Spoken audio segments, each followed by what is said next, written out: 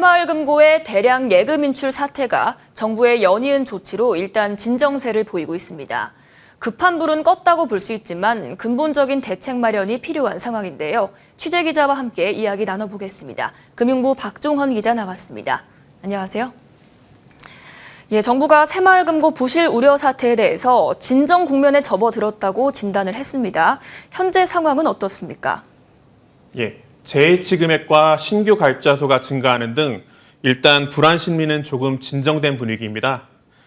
지난 6일 관계부처 합동 브리핑에서 기존 예적금을 중도 해지한 뒤 예적금을 재예치할 경우 비과세 등 기존 혜택을 복원해주는 방안을 내놨는데요.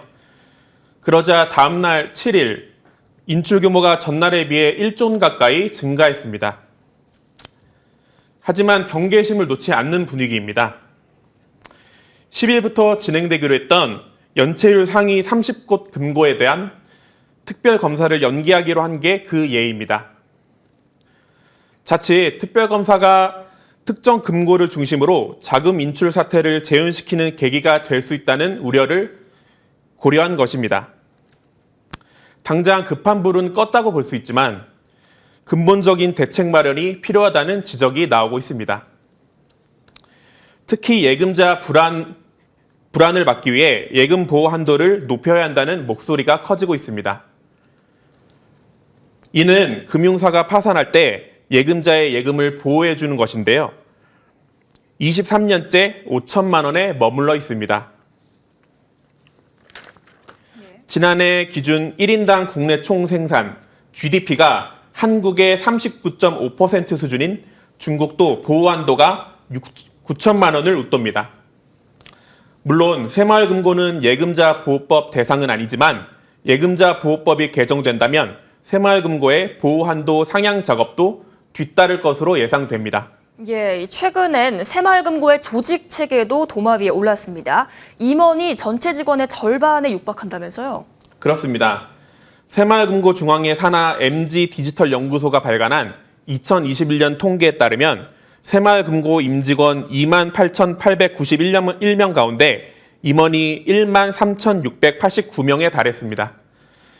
정규직 직원이 15,202명인 점을 감안하면 직원 100명당 임원이 85명인 셈입니다.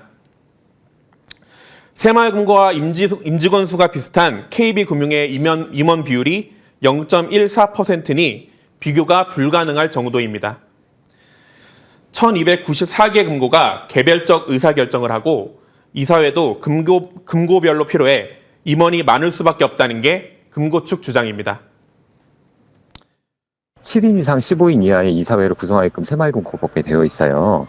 그래서 그렇게 이사회를 구성을 하는데 이 7명의 이사들이 전부 다 급여를 막 일반 직장인들처럼 받는 그런 분들도 아니고 대부분 비상근이세요. 그래서 이 이사회라고 하는 그 조직은 금고의 어떤 합리적인 의사결정을 위해서 필요한 어떤 하나의 기구이지 많은 임원들한테 어떠한 혜택을 주기 위한 자리가 아니다. 저는 꼭 그렇게 말씀드리고 싶습니다.